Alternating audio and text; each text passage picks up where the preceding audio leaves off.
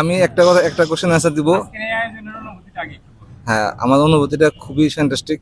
সত্যি কথা বলতে আমি মোটামুটি অনলাইন থেকে মোটামুটি সবার সাথে থেকেই দূরে, আজকে 30 বছর পর সবাইকে দেখতে পাচ্ছি, আমার আসলে খুব ভালো লাগতেছে। সেই অনুভূতিতে সেলিম স্যার ফোন দেওয়ার সাথে সাথেই আমি বলেছি যে আমি অবশ্যই আসবো। ঠিক আছে, আর আমার একটা কোশ্চেন অ্যান্সার দেওয়ার জন্য আমি আসলে আসছি এখানে।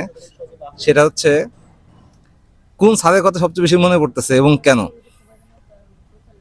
আমার সাথে সবচেয়ে বেশি মনে করতেছে হানিফ স্যারের কথা।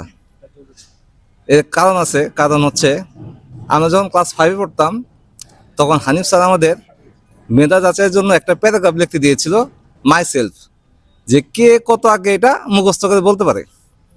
তো ওটা খুব মজা নিয়ে সবার আগে বলছিলাম আমি। এটাই যে আমার জীবনে একটা কাল হবে সেটা বুঝতে পারিনি। হানিফ স্যার যখনই মারতো বলতো তোমার ব্রেন সবচেয়ে ভালো কিন্তু তুমি পড়ো না, বলেই ইচ্ছা মতন মারতো।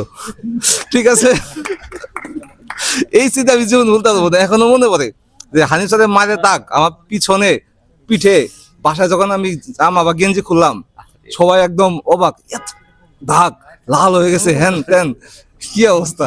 সেটা এখন আসলে আমি আসি হানিফ স্যারকে খুঁজছি যে হানিফ স্যার কই। যত যাই হোক, স্মৃতিটা ভোলার মতো না। আর শাহিন স্যার, আসলাম স্যার জীবনে মারতো না, খুবই রেয়ার। আস্তে আস্তে মাথা জিনিসটা সেলিম স্যারের মারও বেশি খাইনি, শাহিন স্যারের মারটা খাইছে অনেক। ঠিক আছে, কিন্তু হানিফ স্যারের মারের স্মৃতিটা মনে আছে অনেক বেশি।